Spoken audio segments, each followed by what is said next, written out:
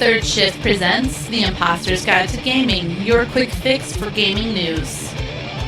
Now, here are your hosts, Eric and Matt. Welcome, everybody, to a wonderful new episode of IG2G. We're talking about episode 58. Yep. Yeah, Matt shaking his head, yes. I guessed it out of the blue, on the fly. Do you like weird, random, crazy games? You know the kind that Matt always talks about. Do you like all the newest, coolest, up-to-date stuff? Maybe like, I don't know. Some really cool stuff that's out right now. What could it be? I don't know. You'll have to listen to find out, so stay tuned, everybody. Let's go. Ladies and gentlemen, boys and girls, step right up and visit Matt's Re-Releases Emporium. That's right, on today's episode of IG2G in the Releases segment, I have 3 releases that are also re-releases of older games on current consoles.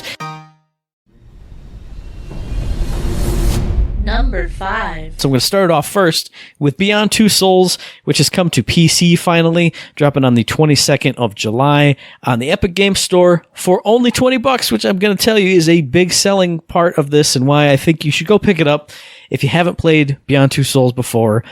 What this game is, basically you play as a girl named Jody, and she has a supernatural familiar named Aiden, and you basically play through all different aspects of this girl's life, seeing all the good stuff she goes through, all the bad stuff she goes through, all the ways that Aiden can help her, all the ways that, you know, her relationship with her family, her friends, her coworkers kind of ebbs and flows and comes and goes, and you can affect that in all the other cool ways. Now, this is a Quantic Dream game. This is a David Cage game, and if you know me, you know I love all those games, but even saying that, I will say this game probably resonates a little bit more than some of his other games because, like I said, you're playing through all aspects of this girl's life. You're going from when she's a little kid. There's a lot of scenes with her as a little kid, teenager times, you know, as she's evolving and developing and becoming a woman, and again, dealing with this strange scenario of having this supernatural familiar and the situations that she and he and they get into. It's really, really interesting. It's really, I mean, I say it every time, David Cage games are really like nothing else out there. If you want a rough approximation, I would say, again, a Telltale game, some kind of adventure game of that ilk, but you're really not going to find anything that's like a Quantic Dream or a David Cage game. And it's only $20, so if you haven't played it and you're interested in those kinds of games at all, I would say definitely pick it up. And if you want more to sell you on it, Danny streamed it over at twitch.tv/ThirdShiftMe. I don't think any of those episodes are still up because they purge your archive and stuff, but check out youtube.com/ThirdShiftMe. I know her episodes are up there, so if you want to check out a weird game and see if it's for you, even in a re-release version here at a discount price on your PC, it's worth it, I'm telling you. But if you're still wondering if it is worth it and if it's for you, check out her gameplay series on it and have yourself a blast. Have a good time. It's weird and wild and wonderful. I love it. Number 4. First up for my releases this week, we have Dragon Quest Builders 2. Developed by Omega Force and Square Enix, published by Square Enix. This game was released on the PlayStation 4 and Nintendo Switch July 12th, 2019 here in the United States, so you can go purchase this right now if it sounds at all interesting to you. What is this game? Well, they took Dragon Quest, which is a classic RPG, very beautiful game, awesome storytelling, the old turn-based combat, and then they melded this game with another very popular game / genre called Minecraft. Alright, so here it is. You, the adventurer, the hero, set out to stop the big bad evil man, big bad guy, etc., etc. You go to these 3 different lands, you build the towns and cities, etc. around them using the Minecraft mechanics, but as you're doing so, you're doing side quests, main quests, traveling around to different dungeons, so it's a whole blend of JRPG with Minecraft. You're building stuff, handling issues, but instead of just building whatever you want, wherever you want with no rhyme or reason, it's more structured in that you're going to be building up these towns and these cities so people can live there, and then you can forward the progression of your story, etc., etc. Really neat, really fun. The combat in this is not turn-based, however. It is just a hack and slash type thing with a special ability that you can use, so you don't got to worry about any sort of old school RPG mechanics that's going to like make you choke and gag and you'll be sad about it. Nope. This just blends in a wonderful hack and slash Minecraft battle with the building, but with a story of an RPG. So that way you stay interested, you stay motivated, you have something you're constantly doing. It has all the, typical tropes, mining for different elements, etc., building blocks to make your stuff, so on and so forth. So, if both of those things or one of those things sound really great to you, I'd recommend you take a little bit of time and go check it out for yourselves. Number 3. Next up on the releases, I got a weird one for you. I mean, not weird. Okay, when I say weird, I know you think like weird stuff, but I'm saying weird for me because this is World Cruise Story. This dropped on the 18th of July for the Garbage Baby Poo Poo System, the Switch. But this dropped for $12. It's developed and published by Kairosoft. And if you don't know Kairosoft, they're mostly a mobile game developer. And that's why I'm saying this is a weird one.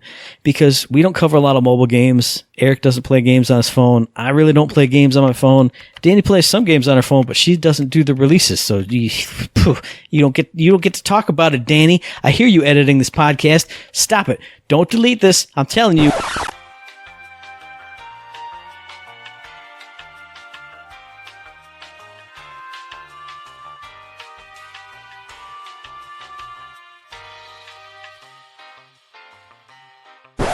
But Kairosoft developed a game back in the day called Game Dev Story that actually got me super hooked. It was like the first phone or mobile game that I've ever played, and it really, there's something about it. There's something about the Kairosoft games, and I actually got into a couple more of them, Grand Prix Story, and I think like Hot Springs Story, or like there was one about making like a soccer team, but what these are basically, they're more or less sort of tycoon games. Think of like, Game Dev Story. You're making a game dev studio. Grand Prix Story, you're running a race car team. World Cruise Story, you're running a cruise ship and like a cruise ship company. And basically you start off with, a big derpy ship that's got nothing on it. And as you make money, you can add rooms to it, add facilities. And then what's really cool about the Kairosoft games that I really enjoy is it's not just like building up your stuff. It's also investing in the future. So like, you're making your cruise ship, you're getting guests on the ship, but you also have to figure out where that cruise ship's going to go. And you can invest in those destinations. So if, the America version in this game, I think it's called like Americas with a K, and there's like an Egypt land that's spelled kind of different, but you can invest in those countries. And then, the more you invest in the countries, the more the trips to those countries, benefit you. The more people want to go there, the more money you'll get to upgrade your ship, to upgrade the country, to upgrade the destination, the trip all the way along the way. You start getting VIPs on your ship, and if you please them, you meet their certain needs, they'll throw you a good review, or they'll throw you a big old bag of money, and that helps you out. I mean, it basically sounds like a mobile game, because that's what this was. This came out on iPad and iPhone, and I don't think it's out on Android, but Kairosoft do make mobile games, but they make really good mobile games. Like when I played Grand Prix Story, and especially Game Dev Story, there weren't any pay-to-win mechanics, so there wasn't any of that, buy gems to speed up the thing. It's just a simple, fun game, and I don't know how to explain it. There's something about these games that really speaks to me. So I'm kind of excited to see that they're releasing a lot of their games on the Switch, which I now have. Again, sorry, I like to buy dead systems, so I had to get the Switch. Now there's these cool mobile games from Kairosoft on the Switch. I keep saying mobile games just because I don't want you guys to get like big expectations, but like I've said, these are the only mobile games that like resonate with me. Like I keep on my phone and I play a lot and have a lot of fun with. And they've usually got pretty good music. They got cute little pixel art graphics. So go check out some screenshots, check out a trailer. If you were interested in this game or Kairosoft games in general, they usually do have free versions on your phone, and they're usually really easy to play on the phone. Like some of the concepts are a little like managing a race car team. It doesn't seem like a tap-a-roo type of thing, but the menus and the interface, they're all really good. So definitely check out Kairosoft. And if you're on the Switch and you got $12 handy, it's only $12. Who doesn't have $12? Check out World Cruise Story. Number 2. Second up, today is a game that I intend to get myself. That's Marvel Ultimate Alliance 3, The Black Order, developed by Team Ninja, published by Nintendo. It was released July 19th, 2019 for the Switch. Yes, everybody, this game is exclusive to the Nintendo Switch. Another reason you all should be out there buying it. Alright, if you don't know what Marvel Ultimate Alliance is all about, it's an over-the-top Diablo-style game, hack and slash. Go in, you pick your favorite Marvel characters, which they have many. There are tons to start with, and there will be DLC packs later with a Fantastic Four pack, X-Men pack, etc., etc. There will come with costumes, more characters, all this good stuff. So if you're looking for a plethora of Marvel characters to have some fun with, this game's going to have you covered. So, back to it. Thanos is back. He wants the stones. He wants to destroy the whole shindig. You gotta stop him. So you pick a few of your heroes. If you're playing solo, I think it's you and then like three other heroes, which you can switch to, whenever you want to and use their abilities and keep going forward. Or you can play with friends, up to 4 friends, and then they control the other characters and you're locked into the one character, and away you go through the levels. After every level, they've got like a cutscene furthering the story, which I hear tells pretty darn fun and goofy, as you can imagine when you're involving this many Marvel characters. But every Marvel character has skills unique to them. Some do have crossovers because, of course, you got like Spider-Gwen, Spider-Man. So some of their stuff's going to be the same, but they changed it up just enough to where that everyone feels a little bit unique. And, of course, they all have their different voice acting and portrayal of, how they are. So you get their character, not somebody else's. It's not all generic and boring, which is fantastic. Now, while you're hacking and slashing, finding all these rare items, you're going to find these gems. I think it's like isotope baits or something like that. It's been in all the other Marvel Alliance games. And what those will do is on your specific characters that you are playing, you can put these in and they will enhance certain abilities, detract some from others, but it allows you to customize your particular character the way you want them. And then there's also other abilities that you can get back at home base that are like this huge grid-based system in which you can up the skills, generic skills for all of your alliance. So while you're going through, you're leveling up, you're getting these gems, you're getting points to get into this hexagon. So a lot of skill management, a lot of, min-maxing, grinding, that kind of thing going on. So if you enjoy that, you're definitely going to enjoy this. And, of course, who doesn't love a good hack 'em, slash 'em, beat 'em up game with your friends, having a good time, or even solo, it doesn't matter. I definitely want to pick up this game. It's got tons of characters, different costumes for said characters. From what I hear, some of the costumes aren't as great as others, but they have promised, like I said, more costumes in the future. So, if any of that sounds right up your alley, I'd recommend you go check it out now. Number 1. So the last release on the list, the last re-release in this re-release Emporium Games monthly hip-hop hippity-roo is Skulls of the Shogun Bone-A-Fide Edition. Now, I know, I hear it. I hear what you're all saying. Dude, didn't that come out like 6 years ago? Yes, it did. But now it's out for the Dead System, the Switch. This came out on the 11th of July, developed by 17-Bit and published by Golem Entertainment. Now this again, it's an older game. It's getting re-released right now, but I've had my eye on this one for a while because when it came out, I know a lot of the YouTubers that I was following back then. And again, that's mind blowing to think about 6 years ago when I used to follow a bunch of YouTubers. But they were all playing it, and I was like, this kind of looks cool, but it doesn't really scratch that itch. Now I'm looking at it again. It looks a lot cooler. And basically what this is a strategy RPG.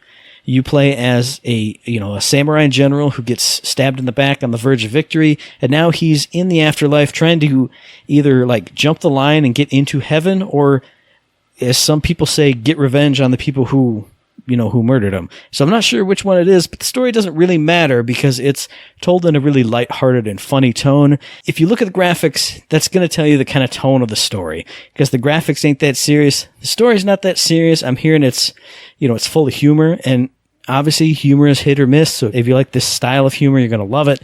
If you're not a big fan of silly humor, you're probably not going to like it that much. But what intrigues me is the gameplay. Because like I said, strategy RPG, I'm all about those, but this one kind of breaks the rules a little bit. Now, if you've played Phantom Brave that had the ring system, like the ring movement system where you could kind of freely move within that ring, that's the kind of system they have in here.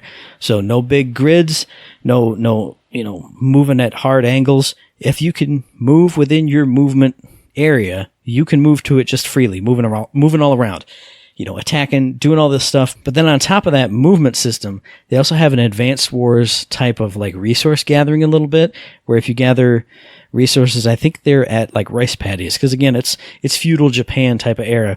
If you move a soldier over a rice paddy, he'll start collecting resources. There's a finite amount of resources, so you can only get so much from standing on there.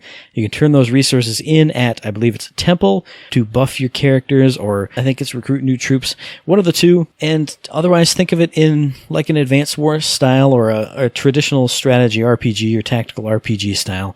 You're moving your units, you're fighting other units, you got regular soldiers that do melee damage, you got archers, you got other unique classes that I won't spoil. Some other cool things you can do in the system is there's a system called Spirit Wall in the game where, I mean, if you think of traditional Japanese tactics, like send your foot soldiers out and then the general kind of sits in the back, and you have like big walls of units and soldiers, that's basically gets put into play here. If you like link up your units and make a wall that the enemy can't go through, all those units will get defensive buffs, and the enemy can't pass through to get at your general, who's basically your king, like on a chessboard. If your general goes down, you got trouble. So that's one cool system. Another cool system is there's like a push mechanic. So if like there's an enemy next to a pit or next to the edge of a cliff, and you move your unit over to him, you can push him and knock him back a few spaces, but there aren't spaces in this game. You can knock him back a set distance. If he falls in the cliff, if he falls in the pit, if he falls off the world, he's gone. So that's a really nice way to get rid of really strong enemies. Like if your back's against the wall, but they have to walk up this perilous cliff path, maybe you can eke out a victory with the much weaker force just by knocking people off the cliff.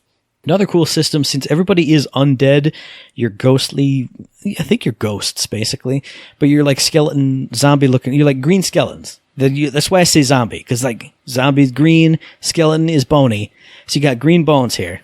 That's what you guys look like. So if you defeat an enemy, they will drop their skull on the ground, and what you can do is send a unit over to eat that skull. And if you eat the skull, you get some HP back. If you eat one skull, you get some HP. If you eat 2 skulls, you get a little bit more HP. If you eat 3 skulls with the same unit, that unit gets promoted, and now you're like a super badass version of that unit. So if you are having a tough time, maybe there's lots of waves of enemies coming at you, you can get some units to eat all those skulls. That will totally turn the tide for you. You can have a grand old time. So you see, I'm talking about, I'm getting excited right now. I want to go play it. I don't know if I'm going to pick it up right now, but this is definitely a game to look out for. Skulls of the Shogun, Bone-A-Fide edition on the Switch. If you're a strategy RPG lover, if you're a tactical RPG lover, and you haven't played it in the past like 6 years since the original versions have been out, definitely check it out. I will say one other thing. This game also has multiplayer. Now, what I've been hearing on the Switch version is the online multiplayer is totally dead. Nobody's been getting any matches. Nobody can find anybody to play with. But if you're on that Switch version, you do have local multiplayer, which I believe they had in the other versions too. But what's cool about it is, hey, it's the Switch. Throw a Joy-Con to your buddy, throw a Joy-Con to your other buddy, one over there, and keep one for yourself. Now you can have crazy versus modes just, on your little, on the screen, or on, your little tablet desktop mode. I've been hearing that's a lot of fun. So what I've been hearing about the multiplayer is a lot of it is like real time. So if you have your buddy holding the controller and you two are going at it, you're moving your dudes in real time coming after each other. So that's pretty cool. Now, if that online multiplayer does, you can find a match and you can work it, maybe in older versions of the game, this is more true than others. But what I've heard is there is also an asynchronous multiplayer. So like if, it's like, hey, it's your turn. You make your moves, you do your actions, and then you can like put that game to rest until the other player moves. So it's like, like playing chess by mail, like you'd see in an old episode of Frasier or something. So I thought that was really cool, really worth mentioning, even if by all accounts the online multiplayer is completely dead on the Switch. You can at least get the Joy-Cons around and play with your buddies on that same screen. And again, like I said, if you're into strategy or tactical RPGs, check out Skulls of the Shogun, Bone-A-Fide edition. It's on the Switch now, and it's also on, like all the other platforms for the past 6 years. So go check it out. I'm going to be checking it out. Check it out with me, Skulls of the Shogun, Bone-A-Fide edition. Imposter's topic of the day. So the topic for today, of course, you all probably guessed it was going to be SDCC 2019. And yes, you're going, that's not really video games. And you're right, it's not. But it's this huge geeky pop culture crap that we've got to cover because otherwise, well, what are we? Non-nerdy people? Normal folks. Normal people? I don't know. Even normal people tune into this stuff. It's on freaking news stations. So it's relevant. It's big. Yeah. It's out there. It doesn't really pertain to some stuff I'm too interested in, but you know what? There's a few things in there. So we're going to have a little topic about something we saw, something we seen, what we like, what we didn't like. So Matt, kick us off and get us going. All right. Well, the first two things I'm going to talk about, and we'll toss it back and forth, but preface it with my first two things are things I'm excited for, but I'm also slightly terrified about. And the first one was one I didn't expect to see anything about until I don't even know when, but Top Gun Maverick, that got shown off, a new trailer for that. I just watched it again, sitting there, and I was like, I love movies about like fighter planes and jets and stuff, so this is 100% up my alley as soon as I saw fighter planes, jets flying around. What I'm concerned about is like, what's the story going to be? Because it can't be as good as the original, even though they have so many callbacks to it in the trailer. They got the shirtless volleyball. They got the drinking at the bar and singing. Which was silly. By guys, I saw the shirtless volleyball again. You know, okay. That's what you guys did. I know that's what you did. You didn't go and drink Jim Beam and play Diablo. I know you guys were like, oh, we're going skins, baby. Yeah. You know, the sad part is we did play skins, non-skins. See? That happened. It did happen. But it wasn't that luxurious and just sexy and out there, man. It wasn't like that. No. Hey, you got to remember though, this is Air Force volleyball. It'd be even worse with Air Force. No. I mean, it's just like they're even more out of shape and disgusting. What? Don't crush the dreams for all the moms out there listening to this. You know what? It's all good. Everyone's ripped and fit in the military. Look at them all go. Sexy beasts. There you go. So I'm excited because hearing that Top Gun theme, even like the slow epic version of it over the jets flying, I was like, this is taking me back. It's taking me back. But old man Tom Cruise riding his motorcycle, I was like, I don't. I'm still a captain. I'm hoping it's like cheesy and good, and not like too like heavy-handed and trying to be dramatic. I hope they really run with some 80s cheese and come out with like a fun trailer that shows off this fun 80s cheesy vibe that I'm hoping that they go for. But otherwise, I'm worried because back when they did the original, you could make up a threat. There was still, and this movie's covering it, which I find amusing, and I'm really interested in see where they go with it, because back then there could have been a possibility of an enemy fighter coming over and in a scenario taking place, in which case they actually have to go do something. But as the movie even says, in today's day and age, it doesn't happen anymore. It's just not there. There's no dogfights. You shoot a missile from 4 miles away. Exactly. It tracks them, blows them up. If it misses, you shoot 2 more. It does the job. You go home. Yeah. That's really all it is. We don't go up there dogfighting and through mountains and crazy things and through the clouds and all this juking and jiving. None of that. It's not real anymore. So I was appreciative because when I first heard it was coming, I was like, oh goodness, what's happening? And then I watched the trailer. And then I saw the old colonel, whoever it was, like, you're just an idiot. You guys are a dead breed. And I'm like, yeah, that's very true. Yep, okay. And, of course, old Tom, though, no, not today. But then you see he's got, like, space helmet on at some part, so it's got to be something totally wild. He's going to space.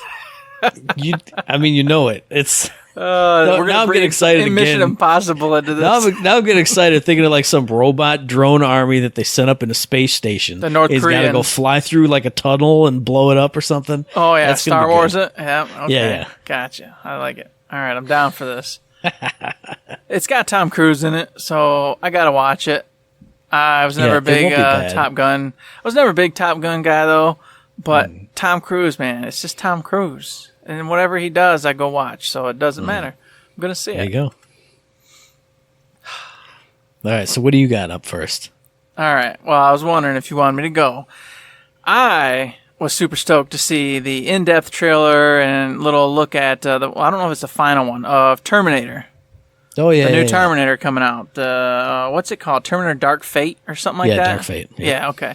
So watch that. And of course you've seen the original one and she does the flip on the thing, but this one was like way more in, and Sarah's, I kill Terminators. That's what I do. Blah, blah, blah, blah, blah. I was like, oh yeah. And then I found out they're bringing back the original kid, that's John Connor. Yep. He's back as an adult and everything, obviously.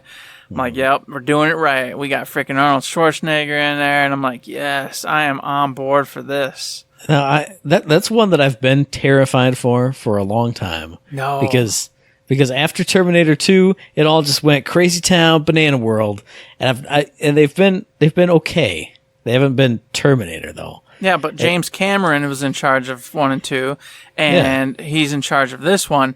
And the official canon as a producer. Yeah, as a producer. Yeah. But still, he's very active. He's in a lot of interviews. He's doing a lot of this and that, and he's collaborating, of course, with the director. And they're on the same page with they want to get that 2 vibe back, where it was just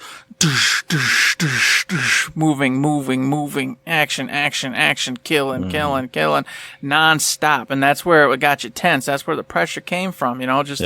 This is happening, and it's nonstop. He doesn't rest. You cannot rest. There is no rest until this thing is dead or you're dead. And that's what made it so amazing, was just that boom. Nowhere was safe. Nothing was safe. And that was awesome. And they said they're bringing that back. They got rid of all the rest of them. All those other ones. That's what I'm excited for. But then also, why is Arnold Schwarzenegger there? How is he there if none of the rest of them happened? Because 1 and 2 happened. Yeah, I know. 1 and 2 happened, but right. Beyond that, it never happened. But but all the Terminators who are in the past are dead, so there's no old Terminators. Well, the original one still existed, didn't he? No, he melted down, didn't he? Mm-hmm. Yeah. How did they get him out of there? You're right. See, that's what made me think it was a sequel to the last one, because there was an old Terminator in that one. Yeah, there was the old Terminator. But then if they say all the other continuity is gone. They said it was all gone. They were going to pick up right after Terminator 2. That's where they're picking the story up. All right, some years, obviously. She's old, but you know what I mean. Unless something like another one happened in between, and then they're going to go, oh yeah, he came back like 20 years ago and helped. Mm-hmm. That's where I keep going like this, because everything they said sounds great. It's R-rated. It's back to the slam bang action and tense nonstop. But why is the T-800 there? Are the other ones really gone, or are they sort of there? I wonder now too, because with all of it jumbled in my brain, I'd totally forgotten that. And 2, he went and all melted. Yeah. So, yeah, you're right. Okay, now I'm a little scared again, mildly scared. That's okay. It's all right. I still see them in the theaters, regardless of whether they're good or bad. Oh man, dang it, man! I was so excited. I'm sorry. You shot me up with Top Gun a little bit, and I just dragged this one down. Just kind of went, no, Eric, come down off that ledge, man. It's not good up there. I'll say I'm hoping it's good, because like you said, everything, all the behind the scenes stuff, the director seemed super excited, all the actors were super hyped. James Cameron was saying all the right stuff, so I'm hopeful. Yes, but I'm confused. So please be good. Now I'm confused too, because that doesn't make sense that Arnie's back there. I'm sure they'll explain it. It'll be fine. Yeah, it'll be fine. Goodness. All right. Whew. All right, back to you, Matt. So another thing I'm hoping will be fine, because it hit every single nostalgia vibe. I watched the trailer again today, and I actually got chills watching it. Is Star Trek Picard, the series that's coming for CBS All Access, because everybody knows, and if you don't know, now you know, I grew up with Star Trek Next Generation. That was like my whole childhood. Not earliest parts, but you know what? Like developmental stuff. Like I watched the whole series, reruns, everything. Taped some episodes, watched them again. My house burnt down watching that, Matt. Okay, my house burnt down watching it. I'm a Star Trek, live or die. So seeing Picard again, the teaser trailer we got a while ago with the vineyard and stuff, it already gave me like that like. Is it really going to be? And then seeing him in action, hearing the voice, seeing, the little communicator badge on him, I'm like, this is what I want. But then we're getting into continuity again here, because it's after Star Trek Nemesis, which was the worst Star Trek movie. Just terrible garbage, throw it away. And they're like, oh, hey, remember when Data saved me at the end of Star Trek Nemesis? And I go, no, please, just shh, stop it. Stop that. But then I'm also sort of terrified that it'll become like some kind of weird like action show. Like, cause you see the girl doing action stuff, you see her getting shot all at. crazy, yeah. And it seems like it's all, in one action scene. But if you think back through the Star Trek movies versus the show, it was like super duper action, whereas the show was, diplomatic, personal things. Yeah, like deeper issues than he's coming, he's going to shoot me. So I'm hoping they go back to a little bit more of a balance between, you can have some action stuff with the girl running around doing stuff, but I want to see some like deeper issues, like political stuff, the kind of problems they would have to solve in the original series. I hope there's a good mix of that. Man. I think you're fine. You're talking about a TV show. TV shows never just do every single episode jam-packed action craziness. They don't have the budget for it. It's impossible. So, and not to mention when they did that little commercial and then they did that like first look into, Picard was like super reflective and it was all like just memories and him trying to become something else and getting dragged back. And a lot of it had to do with the politics and the memories and the this and that. So I think you're going to really kind of explore his headspace and deal with some of his demons and get him back on track. And then his crew, like I was just Data in some way, shape, or form. I don't know if it's reels or memory or what. He's coming back. So you're going to see him again. Riker's coming back. A couple of others are coming back too from the original. 7 of 9 from Voyager was there. Yep. Mm-hmm. Unless she was like a vision, because she was like, what are you doing here? And he was like, oh, surprise, there's a lady in my house. Yeah. So I'm wondering if she's like in his headspace. And that's like she's his mind palace. He goes back to his vineyard and tries to think things through. Yeah, calling on like different parts of himself, which are in the forms of Data, her and Riker, et cetera, to deal with the present and keep going, which would, like I said, again, go to what you're saying. And I think a lot of the episodes are just going to be him dealing with things and moving forward. And I don't know. I'm stoked that I never get to watch it. I'm so happy. Because it's on CBS All Access, and I don't have it, and I can't afford it. So, and that's the thing. Like, I want to watch it to see if it's good or not, but I don't have it, and I'll never have it. So, like, I'll have to wait until like Red Letter Media reviews it, and they'll be like, "Oh, it's actually pretty good." And I'm like, "Sweet." I wonder if it'll be on Blu-ray or something. And in like a year and a half from now. Or I'll watch the review and they'll say, it's not very good. And I'll go, oh, another Star Trek property I can't watch. Just like Discovery, which you can't watch. Yeah, I think this one will be good. I have faith in this one. And you're a minority in the Discovery channel. I think a lot of people dig that one. So that one I hear is good, but, whatever. I don't know. I'll never know. So I can't really put my own 2 cents on it.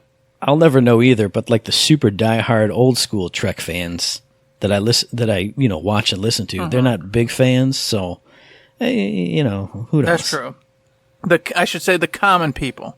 There you go. Yeah, say they are digging this new one. These people who don't know their Star Trek, who didn't have their houses burned down while they were watching Star Trek. Those common folk are falling asleep with the pizza in the oven to Star Trek, and then burning it down, and then having to let the firemen in. What a good time!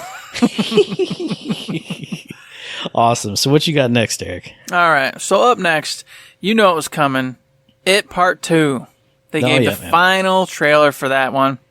And it looks so promising. I'm super excited. The It book, fantastic all the way through. All right. But the TV series, the old one, was amazing in the kids side. But when they did the adult side, I thought it was lame, fell apart. It was kind of boring. Did not dig it really whatsoever. So I'm hoping that this time around, they really nail it and get the adult side of everything right. Whereas they did a great job with the kids side of it, but I'm still worried because, like I said, they failed last time to do it, and obviously it's nobody involved from the last one is this one. Right. But you know what I mean. Just in general, the track record is the adult side is no good, which is odd because generally we both, dislike kid actors and how that all ends up going. But man, they knocked it right out of the park. I'm hoping for a couple more scares this time around with them being in the adult side of things. Just because I feel like in the It 1 or whatever, Part 1, I don't think it wasn't scary at all. There was no real there weren't even really jump scares, to be honest. I think it was just mild. It was mildly tense, and it was a good time, and everyone did fantastic. So it was a great movie. But I'm hoping to get a couple moments where, I actually go, oh, goodness gracious, what is going on? Well, you can see it a little bit in the trailer. It has a lot more like a gruesome feel. Like there's the scenes where she's all covered in blood and all kinds of weird stuff's going on. So I hope. I mean, I still haven't seen part 1, but I feel like this one they're gonna ratchet it up because you can do a lot more stuff with adults and adult actors. And it takes more to scare adults too. Yeah, that's true too. And that's its whole MO is he's got to make you fearful, and that's what he feeds off of. So he's got to up his game if he's going to get all these adults terrified, and then of course kill them, eat them, etc., etc. There you go. So I hope I can't cop too much to this one because I saw the original TV series like once, and I haven't seen the new movies yet. But the trailer looks really good. Yeah, it does. It does. They did a great job with it. I think it's Bill Skarsgård or something. I always get his name wrong, but the actor who's playing it. Oh yeah. He's some kind of Skarsgård. Yeah. Yeah, he's amazing. Like him as it. Fantastic job. I've seen like so many different like behind the scenes interviews and stuff where the other actors and actresses are like, he genuinely just terrifies me when he's doing his clown stuff, and I don't like it, I'm like, that's amazing. That makes you feel good, and it shows in the show. So I can't wait for that one to come out. I was excited to see the final trailer for it. I hope, cross my fingers, that they knock it out at the park and it becomes a classic for all the rest of the time. Now, another thing I'm hoping becomes a classic for all the rest of the time because it looks so good right now, but I still don't know enough about it. Again, it's the Watchmen trailer, the new HBO Watchmen series that they dropped. Now, I've said it before, I loved the movie, but I don't like the comic book. But I like that. I appreciate the movie more and more the more I watch it. So I'm hoping that this like extended, it looks like part of it's like prequel-y stuff and part of it's sequel stuff. I'm really hoping to see more of this really cool universe, and because just the setting of Watchmen is exciting and cool to me. Like you've got the Zeppelins and Nixon with his 4 terms in office and this weird like extended Cold War world, and seeing the aftermath of what happened with Dr. Manhattan and everything in the movie will be really cool to see. But just I watched the trailer again just before this, and just the style of it, the visual style, the stark colors, everything about it gets me excited to watch it. So I'm just hoping that they pull through with a really good story, really good plot, really good characters and action, and just that hard-hitting dark feel of Watchmen. I'm really excited to see where this one goes. Who's putting that one out? HBO? Yeah, it's HBO. It's a series. I thought it was HBO, but I wasn't 100% sure because I just remember watching Game of Thrones. I thought I saw a couple commercials towards the end there for it. Yep. But that one, I love Watchmen movies, just like you said. I'm in that same boat. I watched it the first time. I was like, all right. And then I watched it again, went, okay, this is good. Watched it again, went, no, this is really good. And then just fell, I wouldn't say in love with it, but just really came to appreciate it. Yeah, and enjoy it. And once I have the, it's funny because I have the comic as well. The whole whatever they call them, visual novel or whatever you want to call it. Yeah. I have it, but I don't really care for it that much. It's not, So I'm just like, whatever. It's okay. Shay, our buddy Shay, he really liked it and had me get it and all that good stuff. But not my jam. But I'm looking forward to it. I just don't know. I'd have to. For me, it's going to be one of those like tied in. There's got to be something else that I want to see on HBO that draws me into HBO for a few months, and then while I'm there, I would check it out. Catch up and check it out. Just because I know HBO's got a huge budget, and I know they can do a lot of stuff, but I'm worried this one's going to be real slow. I'm worried that it's going to kind of go at a snail's pace, and that, of course, it's not my jam. If we don't pick up and get things rolling, I'm off. Jumping ship. Woohoo! Yeah, I can see that, because especially in this trailer, you see the main character lady as just, raising her daughter and doing stuff. And then in the other scenes, she's all fully decked out with the paint and a mask and a hood. And then something big has happened and she's got like the hood of the mask ripped off. And she's like, holy shit, something's really going down. So depending on how long it takes to go from one to the other to the next, I could see this taking like being a real slow burn, like all that action's in the last episode or something. So we'll have to see, I guess. We shall see, indeed. I'm sure we're going to see a ton more trailers, ton more things about it before it actually hits. So I'll be watching for it. Now, I kind of wanted to briefly touch, I guess, just as a packet, the Marvel situation, because I don't want to go through every single one of them. Just it's too much to go through. But as you saw, there's no Avengers this time around. So there's no real big concrete story that's going to bring everything together no matter what you think or what you want to keep it going. And so I find that kind of freeing but also dangerous. Because now it's all these singular stories, obviously, in the aftermath of Endgame and all that. But with nothing to keep them focused and the different directors bringing it together, I'm worried it's going to start to just kind of go screwball all over the place. And then the continuity is going to be weird, and they're going to have to start backpedaling or like making alternate strange decisions because it didn't go quite the way it was supposed to. I don't know. I just feel like on one hand, I'm great because they get to finally go their own way, but at the other side of it, I'm like, this is going to start to go whack job, and it's not going to make any sense. Yeah. You know, I do agree with that, but if you think of like the standalone Marvel movies or the like Ant-Man. Ant-Man wasn't really connected to anything. No. The only way Ant-Man and the Wasp was connected was just a bonus scene. So I'm hoping it's a lot of stuff like that where, you know, the director gets his vision for this character and this story, and they can make a cool standalone story with maybe like one guest character from, you know, the mainline Avengers Nick crew. Fury obviously would be the one that's going to mostly show up in these sporadically, which I think is kind of your ultimate tie to the Avengers is going to be him showing up and going, hey, I see you did this. Oh, just remember, if I need you, you know, you better answer. So yeah, I'm hoping it's something like that and not, as you're saying, directors going screwball. Like, you put me in mind of like, thinking about Star Wars and, oh, look, Force Awakens set this up. And then Last Jedi just goes, nope, smacked him in the face. Oh, well, I really hope that doesn't happen here. But means anything. I think since it's a Phase 4 and they have all the giant umbrella over all this stuff, I don't think it could possibly go that bad. But now you got me scared. Now you brought me down, Eric. Thank you. It. I'm glad I could do that. So a couple hot takes on just overall. What do you think? I'll give one real quick. I see the new Thor coming up, Love and Thunder. It's got Natalie Portman coming in. She's going to be the female Thor. And we talked about this a little bit off screen, but I figured we'll get it on here right now. I do appreciate that Thor, whatever, he's going to be moving on and doing something else because that frees him up to just go be a demigod and go have, you know, beer and drinks and be ridiculous and get some of the goofy fun Thor. Instead of just having him always come back to the serious Thor to take care of business and handle things and passing the torch on to Natalie. My only problem, and it's the same thing I told you, is that Natalie is a thin woman. Thin. And I'm like, wow, okay. I wonder if she's going to buff up for this and kind of get some muscles on her. And because, who's the chick who plays the Valkyrie? Tessa Thompson. Yeah, she's got, you know, she looks like she can kick some butt. She looks like she can kick ass. And Natalie is all, you know, she's good to go, but she doesn't look like she's some kind of Amazon warrior or nothing like that.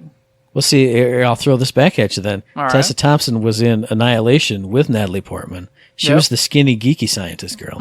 She didn't look like she could beat anybody up in that movie. No. So, and now she's looking like this. And now she does, you know. I mean, I know it's possible, but I'm just wondering, will Natalie do it?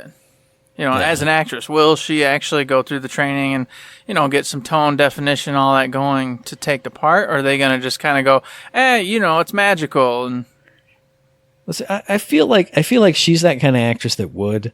Like, I feel like she went all out and stuff like, like Black Swan, getting super into that. Oh, yeah, she went way into that. Yeah. So I feel like if you tell her you got to get a little, you know, you got to do a lot of training, she'll be like, heck yeah, I'm going to do that because I'm that kind of actress. I'm hoping so. And if that happens, I'll be excited. But then again, you had that same situation with Wonder Woman. Gal Gadot was thin as a rail in every single Fast and Furious movie. And then she gets in Wonder Woman and she looks, and she's she's toned and she's toned good. Up. She's good to go. So I feel like that part will be fine, but I'm just terrified of bringing her character back into the Thor world. I mean, it's still Taika Waititi, the director from the last one, which from is Ragnarok. why I have hope. Because so I have hope, and I'd like to have faith, but I really need to see. I really hope they can pull something good out of her for that, because I don't know. The first two Thors were trash. Let's just be honest.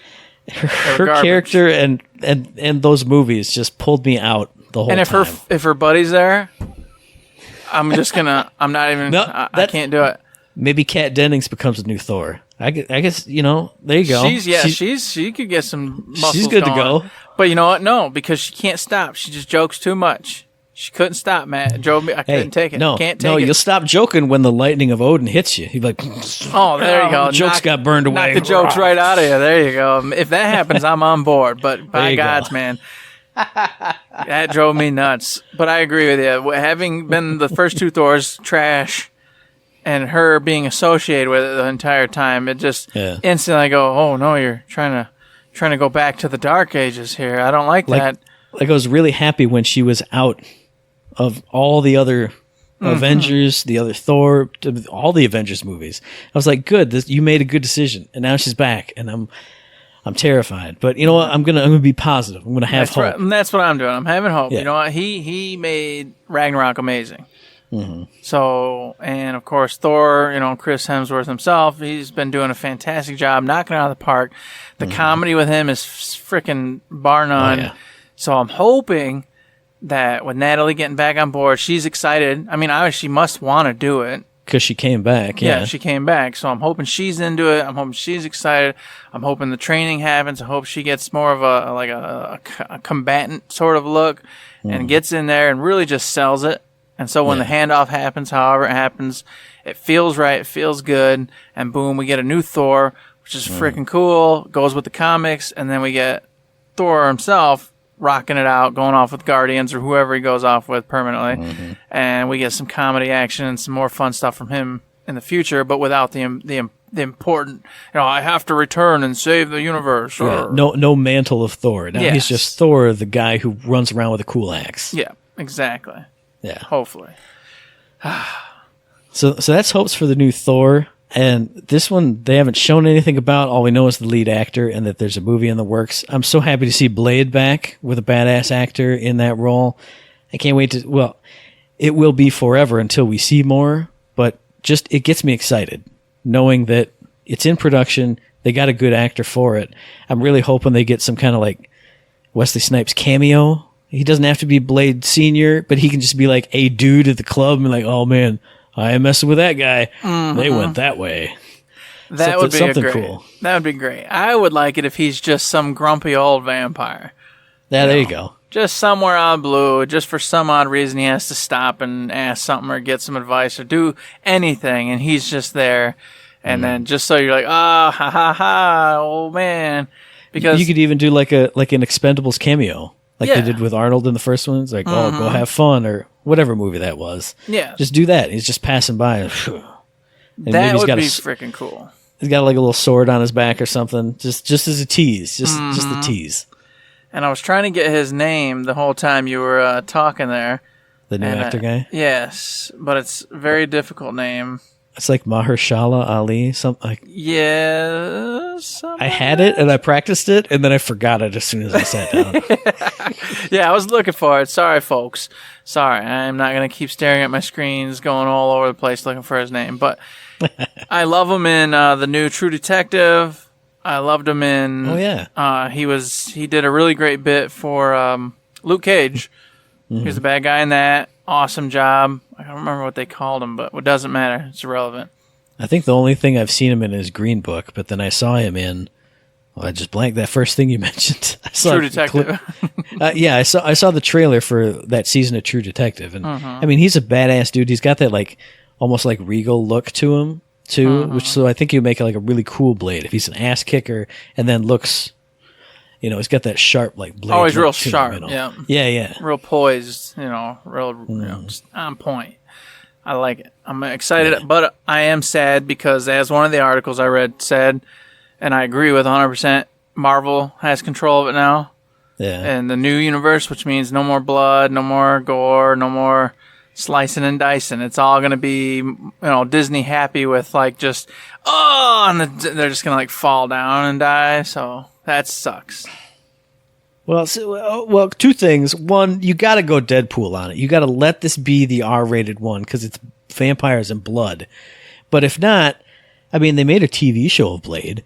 That wasn't like ridiculous. I mean, it was just on Spike TV. It wasn't on HBO or anything. I mean, when you ash a vampire, he turns into a skeleton. They did that in, NES games. I suppose if you do that'll work too, as long as you do the ash thing or something. But I can live without the blood and gore, but there has to be a real showing of death. It really sells it. Like the Marvel Universe itself with all the other ones, I'm just used to it being all happy-go-lucky. But you've already established Blade. So in my head, I know what it's supposed to be, and it just would bug me if it's like, nope, now we're just Disney happy in Blade Universe. Oh, man. Millennials may not know Blade, though. They might just think, true. oh, man, here's a cool vampire man. Cool, he's all nice and cool. Super sanitized Blade with his he's going to have a baton instead of a sword. Yeah, pow, pow. I knocked out those vampires. I got him. And he's nice instead of mean. So I'll put you guys in vampire jail. Woo-hoo. Oh, God. Well, I'm scared now. I'm scared. I don't know about this Blade anymore. And then, one for me, and this will be my last one because we're running long, is a lump sum here. They've got a bunch of TV shows coming. All right. They've got the Loki one. The Hawkeye, I know, is a TV show. The Black Widow, was that a movie or going to be a TV show? I don't remember on that one. Black Widow is a movie, but then Scarlet Witch, her standalone stuff was a TV show. WandaVision. Yeah. Yep, that's going to be a TV show. And then I think Falcon and the Winter Soldier was also going to be a TV show. Mm-hmm. Yeah, so you got several shows here, which is completely fine. Here's my problem. I love TV shows. Here's my big problem, it's all locked behind Disney Plus, the Super Netflix edition. Yay! Now here, we got the solution. What's that? Because we know a man whose name is Howard. And he says, my wife makes me sign up for all the Disney stuff. I'm like, hey, Howard, bro, look, hey, check it out. I will stream Alien Isolation all day if you give me that password and that login. This is how we do it. And that's how we do it. We take his, and we'll be his guest going forward, and we get to watch it for free. Much like everybody does with Netflix, et cetera, as we, as of now. Yeah. You're right. Or super legally, he brings in his iPad and we meet up for lunch and we're like, oh man, let's watch the latest episode of WandaVision. There you go. Because it's not illegal at all. No, that's not illegal and everything's fine. And that's exactly what we would do and are going to do. Of course. Yeah, that's how we do it. Bam. Nice at the lunch table, hanging out, watching those shows together. We're like the sanitized Disney version of ourselves. Now, getting on to the point that's bothering me about this. All right, before all the Marvel's been on TV. Netflix had the ones, but they never tied them in. They made it its own universe. Yeah. Now they're gonna take this experience and continuity here. This is all Marvel timeline, real deal stuff, and it's gonna get locked behind the service you have to buy. And I think that's kind of dirty. I don't like it very much because I know they had to, and I knew it was going to happen because, they want you to buy their $15 a month service and subscribe. But I'm still like, but there's a lot of people who can't afford that crap. They can afford to go to a movie once in a while, but they can't afford some stupid bill for some other service like, they got the Hulu, they got Netflix, they got the CBS All Access, Disney Plus, Netflix. It's insane. And now you have to have it if you want to keep going with this 12-year adventure you've been on with Marvel to keep up. Well, see, I would agree with that, but then at the same time, that was the argument that people had about Agents of S.H.I.E.L.D. when that came up. Either you'd have to be current on the movies to understand S.H.I.E.L.D. or current on S.H.I.E.L.D. to understand stuff in the movies. And I never watched Agents of S.H.I.E.L.D.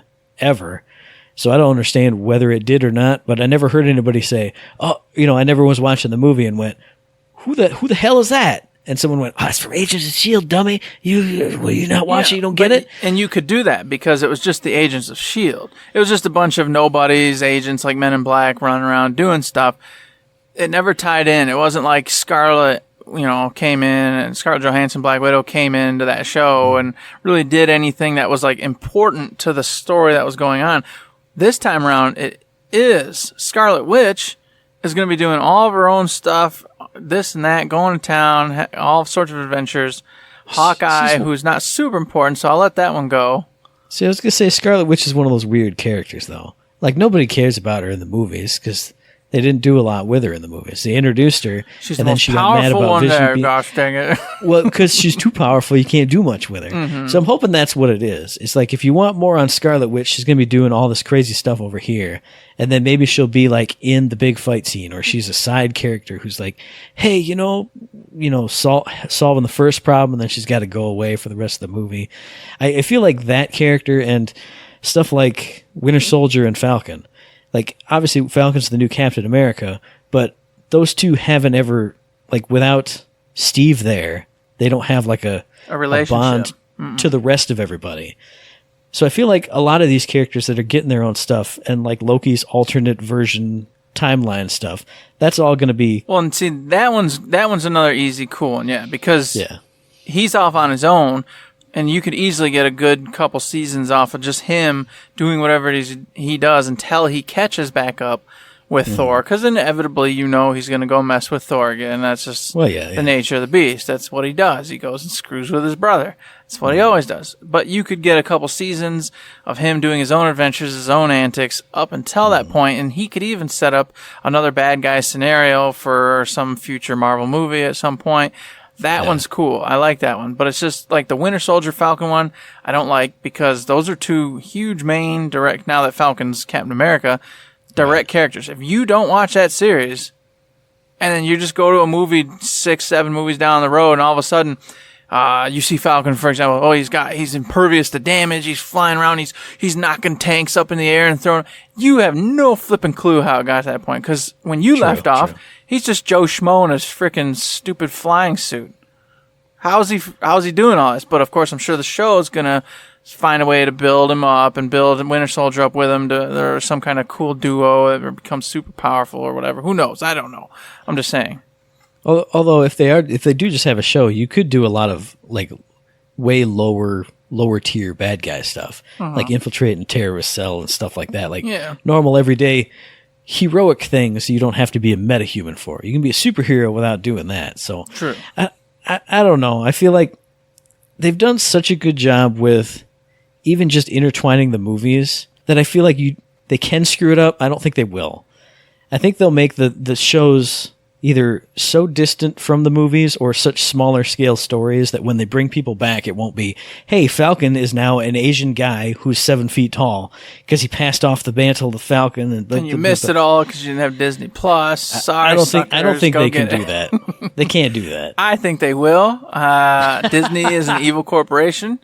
And I'm telling you right now, stand by. Because if you don't have Disney Plus, you're going to get lost in Star Wars. You're going to get lost in freaking Marvel. Yeah. If you don't have Disney Plus, I think you're going to find yourself falling very far behind in the storylines. I hope you're right, but I just don't think it's going to happen because they got you by the balls. They got you by the balls. You're going to get it. This will be the part where I fall out of Marvel movies then, and I go watch all my indie stuff instead. And that's what's going to happen, I think. I think they're going to get a majority because the majority's invested, and they're going to just fork over that $15. They're going to tell their kids you don't get to have dinner every other night, and here's how we do it. And you're going to get that. But you're also going to get our contingencies like, nah, brah.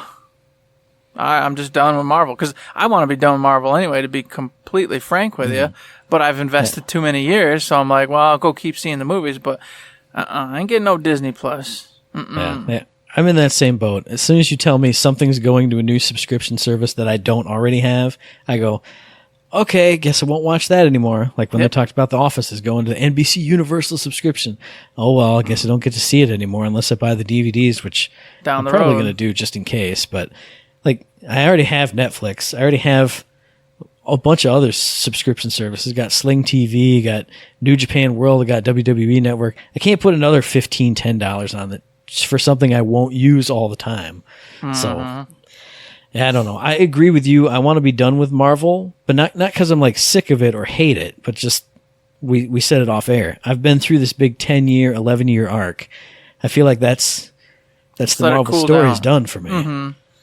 Yeah, that's what I was hoping for, but it didn't happen. So, oh well, here we are, hoping that they do right by the people, but it's Disney. We'll find out all in due time. Yes, we will. And one very last one for me that I was dubious about, but I said I'd give him time, and now I'm super excited. The Witcher TV series teaser trailer dropped. It looks freaking amazing. As a Witcher 3 book reader, game player, I'm so excited. The Yennefer stuff that I've seen just in the trailer, it looks so good. It's exactly what I was hoping they would do, because if you read the books, you find out more about... I knew it had to be the book side, obviously, because I was like, that's definitely not Yennefer. But it is. It is, man. But it's a real her, or whatever you want to call her. But so if it feels like this is like the first book, like obviously you see her, you see Geralt, you see them reunited to do a thing at the end. That's all first book stuff. So I'm excited to see if they just follow the book and go through all because the first book's a bunch of short stories. He's like remembering his adventures he's gone through. So I don't know if it'll just be him going through the world and having the adventures with this as like the capstone around it. Cause you do see Ciri in there too. That's who the girl is. So I'm excited because I've only read one of the books so far. So I'm excited to see how well they do what looks like book one and then where that goes from here. Cause just watching that trailer, it looks like the visual style of it, the looks of it looks so good. I mean, Henry Cavill looks like almost too buff to be Geralt. Like he looks almost too good, but it looks awesome. He looks awesome. Yennefer looks awesome. Ciri looks awesome. I'm getting excited just thinking about it. I'm going to turn on my TV and watch it right now. I'm 50-50. I'm right on that pole, man, right now, because instantly when I saw that trailer, and here's the part where I'm scared. I didn't think about Game of Thrones. All right. Yeah. Game of Thrones is the high bar of books to TV to me. You know, they did a fantastic job. Obviously, story altercation. You can argue with me about how blah blah blah. I don't care. I'm talking about the quality and the value of it and everything that was there. Yeah. But then I was instantly reminded when I saw this trailer of another wonderful book series to TV series they did, and it was The Seeker of Truth. It was the Terry Goodkind spin-off that they did to TV, and it was trash. It was complete and utter trash. It was terrible. And for whatever reason, this trailer made me think of that and not Game of Thrones. Okay. And I don't know why, because like you said, the value was there. It looked good. I mean, everybody, and it's got great actors and actresses all there. It looks like it's got what it needs. I just don't know what happened. I don't know what was going on. Maybe it was just a weird day in my head. But for some reason, The Seeker of Truth came to mind, and I went, oh, no. Gosh, no. So I want to be excited. Netflix has been putting out some really good stuff, so they've got that going for them. I have faith in it, but I don't know why I can't shake it. I just keep thinking about Seeker of Truth and that MTV spinoff that they did of Terry Brooks, the Swords of Shannara or whatever, the little spinoff they did. Yeah. Oh, yeah. Well, now I'm thinking about it. I don't think we haven't seen much of any monster stuff. So that's the one thing I'm worried about is we haven't seen the effects on monsters, whether it'll be just all CGI, which I'm not a fan of, or there'll be some practical stuff with CG on top of it. That I'm worried about because they haven't shown it. But the books have such good stories that were in, the stories were the side quests in the game, like I've told you. So if they just follow those stories, it can't be bad. Like it can't be awful. It can at least be good. So that's I have faith, but I don't. Now you're scaring me again. I don't want to. I want to be hyped. Damn it. Let's get hyped. Don't even worry about it. I'll go read the book in the meantime, or books in the meantime, and maybe that'll pump me up a little bit more for it. But if you want to check that trailer out one more time, you should, because at the very end they did have one monster. There was that spider. Yeah, the one coming out of the swamp or whatever. So maybe inspect that and see what it looks like. Because I only watched the trailer once myself, so I got to go back and check it out too. But but what? If there's a big spider monster, but like there's so many, the Witcher series, you talk to a lot of the monsters. So I'm wondering what that's going to look like. The interaction with the ghouls and like stuff and like werewolves and ghouls, and vampires and things. How they're going to do that. Because, the vampires are like crazy weird in the Witcher games sometimes. So yeah, we'll see. I want to see those effects. That's what I want to see. Everything else looks so good. Please don't script the effects. Good. I want it to be good. It'll be good. It'll be good. I'm going to say it over and over. Just like I'm going to do with Terminator. everything else. So it's going to be good. Disney's going to treat us right. Rocking back and forth. Yeah. It's going to be good. It's going to be good. It's going to be good. It was good. It was good. It was Yay! good. What about that part, Eric? It was good. It was good. It was good. That's good. Okay. Don't worry about it. Watch it. So that wraps it up for me. Does that wrap it up for you, Mr. Eric? Does it for me, good sir. Well, then it's time to wrap up the show. Imposters Wrap Up. So those were all our thoughts about SDCC, about a bunch of cool releases this week. What do you guys think? What were you excited about from SDCC? What did you hate about this Comic-Con? What trailers are you on that iffy diffy fence about? Let us know via email at info@thirdshift.me, tweet at us at thirdShiftME, and find us on Facebook under Third Shift. Indeed you can. You can also find us over on the wonderful Patreon. If you like what you hear, like what we're up to, consider heading over there and throwing us $1, $2, $5, $1,000, or the coveted $1 million, in which case we will open up that food line and we will run it, and we will have an aisle with babies and jars, and we will have a mascot running around like a wild fool. That's one thing I missed from SDCC. He had the Hideo Kojima was holding the baby in a jar, and I looked at it knowing that's going to be sitting right there on my desk. It's coming. Yes. This prop is coming to help us out. And that's when we're finally going to start getting that big old tip. And we're going to do what we've always said we're going to do. But we treat it like a tip jar. Anything and everything helps us out immensely, keeps the lights on, keeps the podcast feeds all going and doing all of its thing. However, understand people can't always donate money. If you can't, that's cool. That's all right. Because you know what? You can support us in so many other ways.